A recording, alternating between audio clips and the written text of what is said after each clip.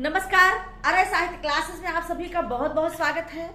आज की कक्षा में हम आप लोगों को वाक्य के प्रकार बताएंगे। वाक्य पहले जानिए क्या होता है। वाक्य शब्दों का मेल। शब्दों का मेल क्या कहलाता है? वाक्य। पदों के मेल क्या कहलाते हैं? वाक्य। तो आज जो है रचना और निर्माण की दृष्टि से वाक्य के भेद कितने होते हैं और उनके क्या उदाहरण है, परिभाषा है, इस प्रकार की चर्चा होगी आज की कक्षा में। तो आइए देखते हैं रचना और निर्माण की दृष्टि से वाक्य के भेद।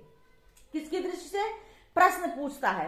अर्थ की दृष्टि से वाक्य के कितने प्रकार होते हैं, रचना और निर्माण के दृष्टि से वाक्य के कितने भेद होते हैं। जिस प्रकार से शब्दों को पूछते हैं उसी प्रकार से वाक्य को पूछते हैं। तो इसमें वाक्य दे दिया जाता है और पूछा जाता है कि सरल वाक्य है, साधारण वाक्य है, मिश्र वाक्य है और संयुक्त वाक्य है, आज्ञा सूचक वाक्य है, निषेधात्मक वाक्य है। तो इस प्रकार से प्रश्न, 1 से 2 प्रश्न वाक्यों से आपको मिलेंगे। आइए देखते हैं रचना और निर्माण की दृष्टि से वाक्य के भेद। रचना और निर्माण की दृष्टि से वाक्य के 3 भेद होते हैं। कितने होते हैं? 3 भेद होते हैं।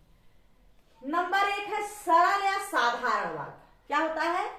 सरल या साधारण वाक्य। तो आइए सरल या साधारण वाक्य किसे कहते हैं, आइए देखते हैं। सरल वाक्य में एक उद्देश्य और एक विधेय होता है। क्या होता है? एक उद्देश्य होता है सरल वाक्य में और एक विधेय होता है। ठीक है?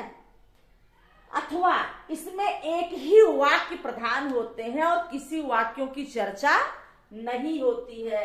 एक सरल वाक्य में एक उद्देश्य होता है और एक विधेय होता है, या कह लीजिए इसमें एक वाक्य प्रधान होता है। सरल वाक्य में एक क्रिया होती है और एक कर्ता होता है। ठीक है? क्या होता है? सरल वाक्य में एक क्रिया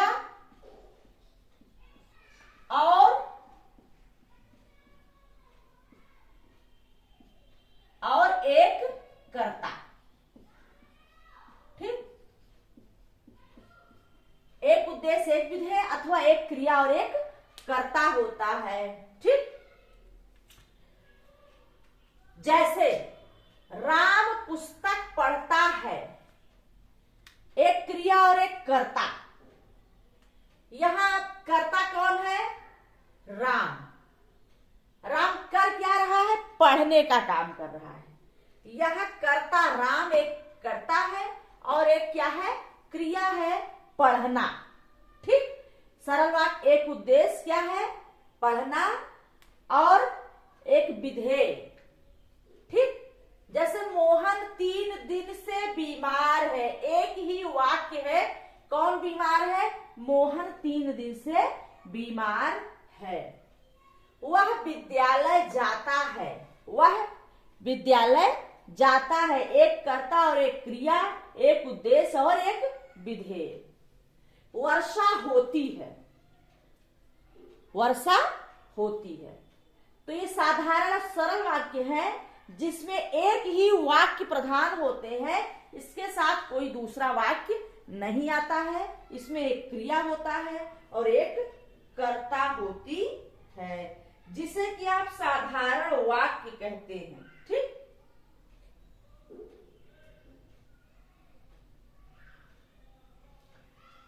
दूसरा है मिश्र वाक्य। दूसरा क्या है? मिश्र वाक्य। मिश्र वाक्य क्या होता है? मिश्र वाक्य, इसमें जिस वाक्य में एक साधारण वाक्य के अतिरिक्त उसके अधीन कोई दूसरा अंग वाक्य हो, उसे मिश्र वाक्य कहते हैं। अर्थात इसमें एक सरल वाक्य, एक मिश्र वाक्य होगा, 2 सरल वाक्य, 2 मिश्र वाक्य होंगे। ठीक? इसमें जो है एक वाक्य क्या होता है? इसमें जिस वाक्य में एक साधारण वाक्य होता है और इसके अतिरिक्त कोई दूसरा उपवाक्य होता है, उसे क्या कहते हैं? उसे कहते हैं मिश्र वाक्य। जैसे, और इसमें कुछ शब्दों का प्रयोग उपवाक्य और वाक्य को जोड़ने में किया जाता है। वह शब्द है जैसे तक, जहां तक, भले ही, जो, जिस, जिसे, जिसका, जिनका, जिन्हें की, ताकि, क्योंकि, जैसा कि, यदि, तो, यद्यपि, तथापि, ज्यों ही, जब शब्दों का प्रयोग होता है। मिश्र वाक्य में एक साधारण वाक्य होता है और उसके अतिरिक्त उसी के अधीन एक उपवाक्य होता है जो कि इन शब्दों से जुड़े होते हैं। जैसे, वह कौन सा मनुष्य है, एक वाक्य है। जिसने, जिसने से जोड़ते हुए, जिसने महाप्रतापी महाराणा प्रताप का नाम नहीं जानता या नहीं सुना है। जिसने की महाप्रतापी महाराणा प्रताप का नाम नहीं सुना है। ठीक, तो एक साधारण वाक्य और एक उपवाक्य मिश्र वाक्य है। अगला है उदाहरण, जैसे, यह वही पुस्तक है, एक वाक्य। जिसे, जिसे से जोड़ते हुए, जिसे तुमने खरीदा था, वह पुस्तक जिसे तुमने खरीदा था वह यही है।